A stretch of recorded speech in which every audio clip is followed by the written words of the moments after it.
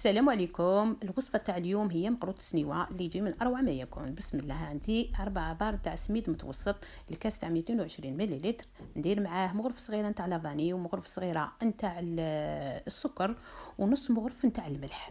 عندي عبر نتاع سمن يكون ذايب وبارد وربع نتاع عبر نتاع الزيت. نرمل هذاك السميد تاعي مليح، نخليه يريح ومن بعد نجي نشمخو بعبر نتاع ماء وما زهر. نخلي هذاك العجين يشرب الماء ونروح نوجد الغرس هنايا، ومن بعد نقسم العجينه على زوج.